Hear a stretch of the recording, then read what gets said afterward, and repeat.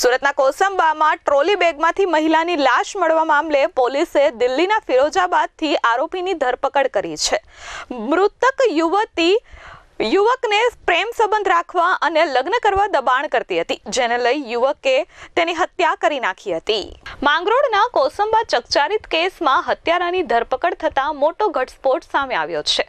Live in રિલેશનમાં રહેવા આવેલી યુવતીને જીવની કિંમત ચૂકવવી પડી છે। માંગરોળના કોસંબા રેલવે ઓવરબ્રિજ પાસેના ખાડામાં ટ્રોલી બેગમાં મહિલાના મૃતદેહના કેસમાં આખરે એલસીબી પોલીસે આરોપીની ધરપકડ કરી છે।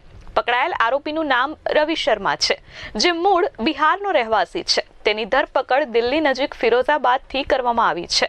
મૃતક મહિલા સાથે તેને પ્રેમ સંબંધ હતો અને મહિલા ઘણા સમયથી રવિ સાથે રહેતી હતી, પરંતુ લગ્ન માટે દબાણ કરતા રવિએ મહિલાની હત્યા કરી અને મૃતદેહને ટ્રોલી બેગમાં ભરીને ફેંકી દઈ ફરાર થઈ ગયો હતો।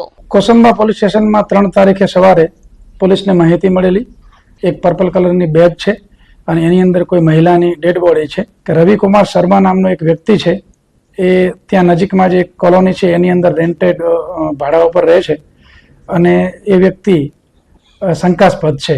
ટેકનિકલ ઇનપુટથી માહિતી મળેલી કે બાય ટ્રેન એ વ્યક્તિ દિલ્હી તરફ જઈ રહ્યા છે।